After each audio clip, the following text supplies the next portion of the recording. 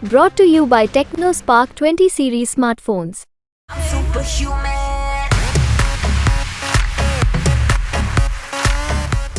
ब्रजभूषण शरण सिंह का टिकट तो कट गया, लेकिन टिकट घर में ही रह गया।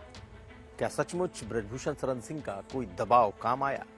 वो खुश है या नाराज? हम आज ये आपको बताएंगे।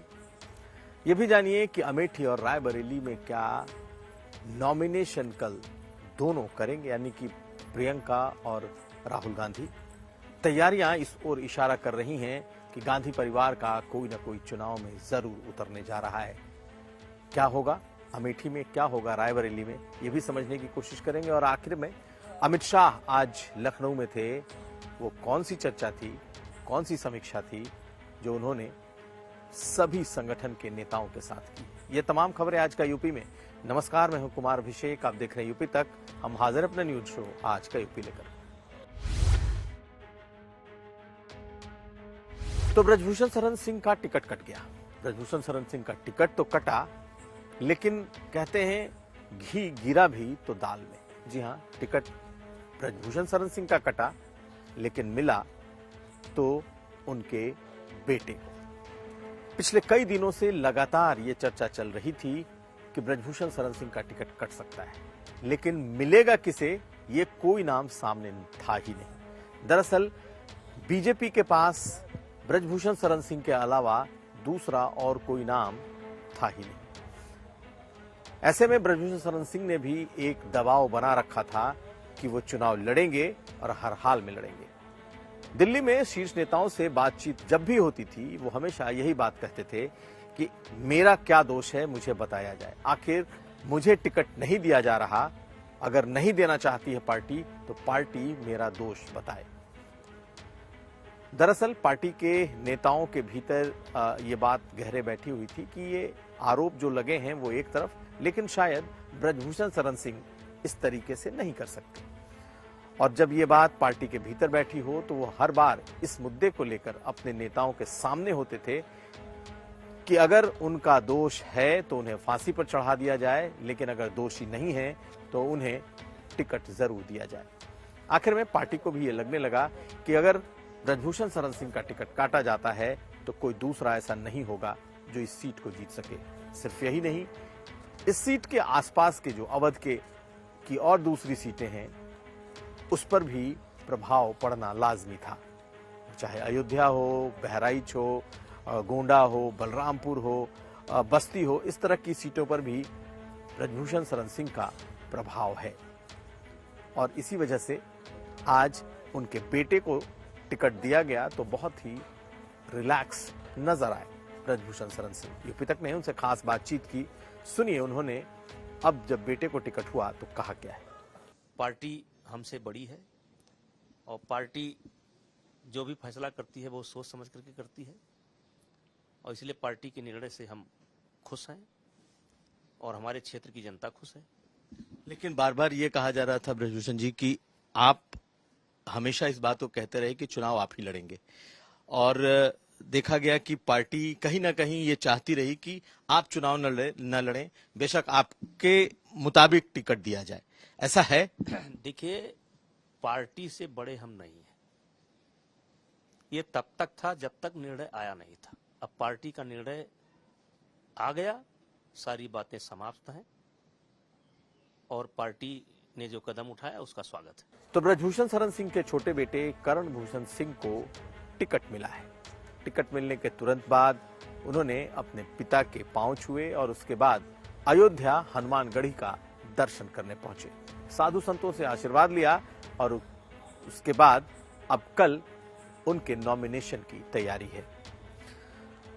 करण भूषण सिंह को भी समझ लीजिए। करण भूषण सिंह दूसरे बेटे हैं ब्रजभूषण शरण सिंह के। 5 सालों से उत्तर प्रदेश कुश्ती संघ के अध्यक्ष हैं। इसके अलावा करण भूषण विदेशों से पढ़कर आए हैं और साथ साथ शूटिंग में, यानी कि राष्ट्रीय खिलाड़ी के तौर पर भी इनकी पहचान है। ऐसे में आज जब यूपी तक ने उनसे बात की तो उन्होंने कहा कि वो पिता के काम को ही आगे बढ़ाएंगे और पिता उन्हें टिकट मिलने से काफी खुश भी हैं। लेकिन पहलवानों के मुद्दे पर, पहलवानों के आरोपों पर ना तो ब्रजभूषण शरण सिंह कुछ बोलना चाह रहे थे और ना ही बेटे करण भूषण ने कुछ कहा।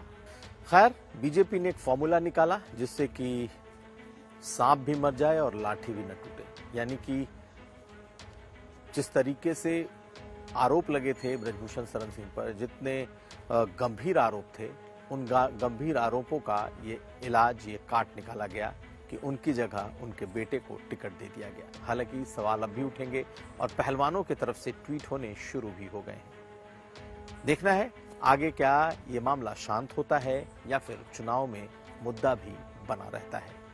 अब अगली खबर। इसे सस्पेंस की रात कह लें, कत्ल की रात कह लें, लेकिन अमेठी और रायबरेली के लिए शायद पहले ऐसा कभी नहीं हुआ जब इस तरीके से नामांकन के चंद घंटे बचे हों और अभी तक कांग्रेस पार्टी अपने नेताओं के लिए सीट नहीं तय कर पाई हो, वो भी राहुल गांधी और प्रियंका गांधी के लिए। वैसे आपको हम अमेठी के दृश्य दिखाते हैं। अमेठी में एक तरीके से सेलिब्रेशन जैसा माहौल है। कार्यकर्ताओं को लग रहा है कि राहुल गांधी चुनाव में जरूर आएंगे। उनके बड़े बड़े पोस्टर्स पार्टी दफ्तर में लगाए गए और यही चीज रायबरेली में भी दिख रही है, जहां पर पार्टी दफ्तर में प्रियंका गांधी के बड़े बड़े पोस्टर, बैनर लगाए गए हैं। तो ये सब कुछ शाम होते होते हुआ है।